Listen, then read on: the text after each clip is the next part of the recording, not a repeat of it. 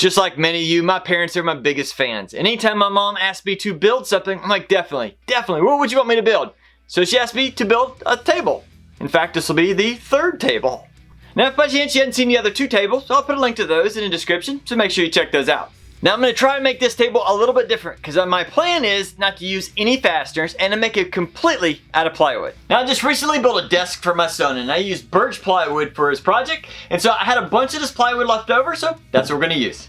Now, the size of the table she wants is going to be similar to this board. She wants it to be 30 inches by 14 by 24 inches high. Now, she also wants it to be 3 layers or 3 shelves to it. So, looking at the plywood just being 3/4 inches thick, I believe it will be a little narrow for the top board, at least appearance sake. So, I'm actually going to cut out 2 of these and we're going to laminate them together so the top will be nice and thick.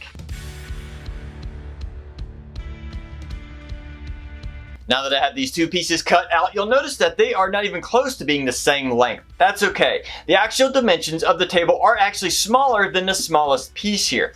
I'm going to go ahead and glue these together, and once they have time to cure, then I'm going to go back and run them through the table saw one more time. I'm going to get the right dimensions and make sure they are nice and square to each other. Now, whenever you're gluing 2 pieces together that are different sizes, once you have one side lined up, just take a pencil mark and run it along the edge of the second piece. And that way, when you're gluing this together, you know you're not to get glue on this side.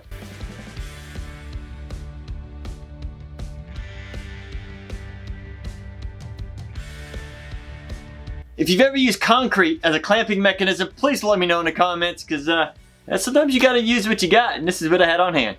Now, while that glue is drying, I'm gonna cut down the 2 lower shelves. These are also gonna be around 14 inches. I'm probably going to trim them up a little bit later to a slightly smaller size, so they'll be slightly inset from the legs. But for now, we're going to cut them at 14. Now that I have the shelves cut to the appropriate depth, I want to cut them to appropriate width. Now, the top shelf is going to be 30 inches, and I want to inset these just a little bit, so I'm going to cut them at 29.5. Now, for the legs, I'm actually going to be doubling them up just like I did the top. So I'm going to take this 1 piece of plywood I have here that's cut almost to the correct length. I'm going to cut it in half, glue them together, and then after it is dried, we'll cut out the legs.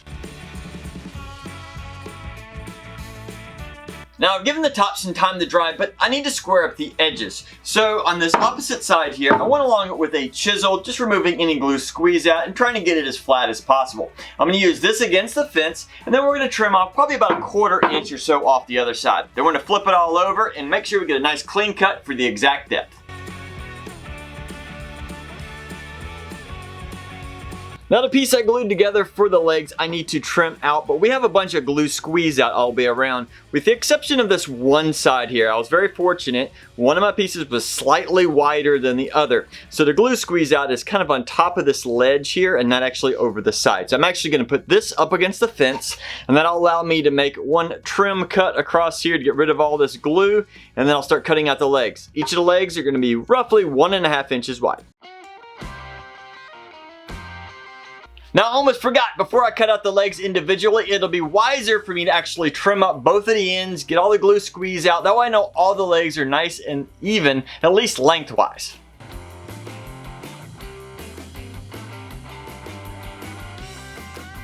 Now that we get the legs cut out, I'm actually going to be applying some veneer edging. This is 1.5 inches, and so hopefully that will fit fully across there, and that way I can make these legs, hopefully, look like one solid piece of wood. If you've never used veneer edging, it's real simple. You just need an iron and a little roller to make sure it's nice and tight onto your wood, and it should adhere itself pretty nice.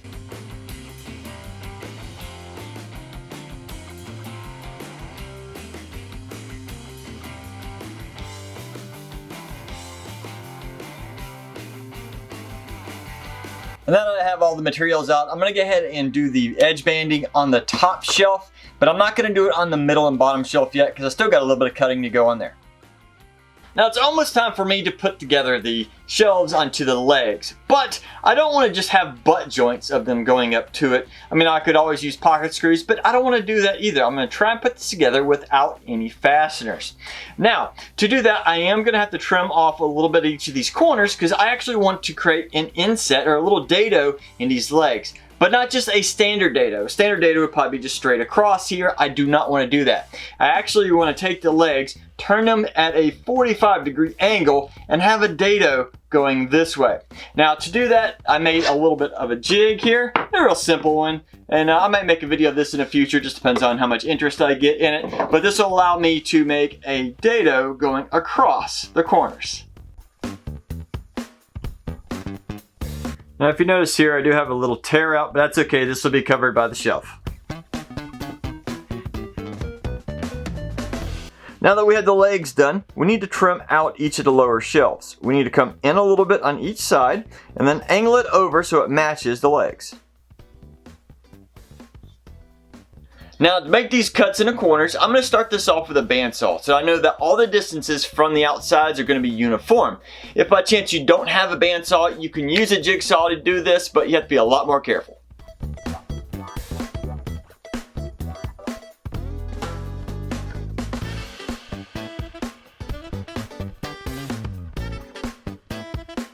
Now that we have all the corners cut out, I'm going to be adding some edge banding around all of the edges so that it looks a lot nicer. Now that we have everything cut and sanded down, we're going to stain it. Now we want the top to go with an aged wood accelerator, which is like a rustic brown, and the legs are going to be a Roanoke. So let's get this started. Now as I'm staining this, I'm going to try to avoid getting it down into these cuts because that's where I'm going to be putting the glue later. Now as I go to stain the shelves, I'm trying to avoid down in these cutouts because that's where the glue is going to go later. Alright, the one on the right is still wet and you can see it's darker, but as it dries it should turn more to the one over here on the left. Now before I glued everything together, I decided to go ahead and pre-assemble it just to make sure everything was going to fit nice and tight, and so far so good. So I'm going to move this over to my table saw since I know that's nice and flat. We're going to glue everything together. Now before I glue everything together, I almost forgot that I had to drill some holes in the top of each leg. So the reason why is I'm going to insert a dowel in the top of each leg and into the bottom of the top shelf, and that'll allow everything to be nice and secured once it's glued.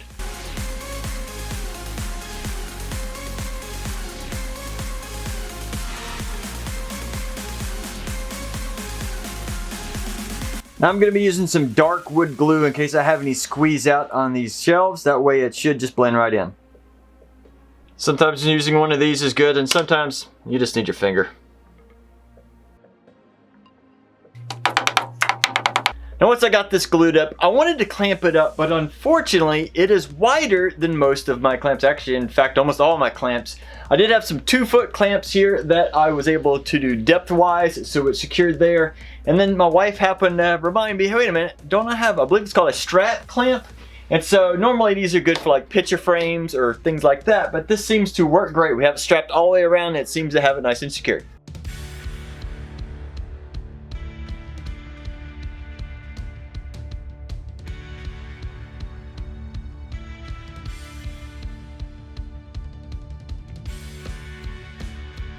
And the top is finally in position, and considering I freehanded all of the holes, I only have one that is slightly off. It might be a 1/16 of an inch. Fortunately, that'll be against the wall. You won't see that anyway.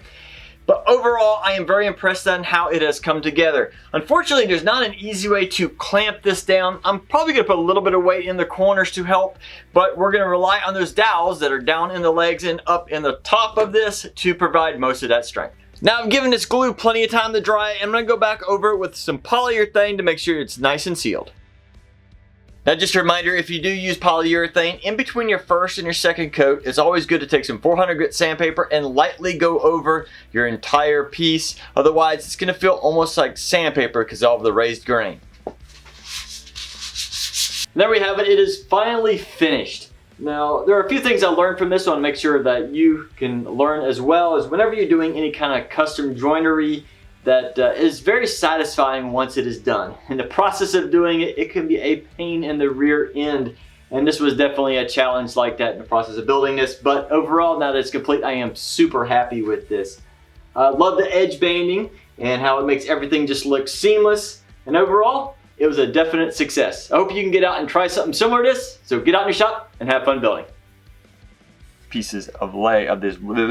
This is a lot more. Look what you did. Shh.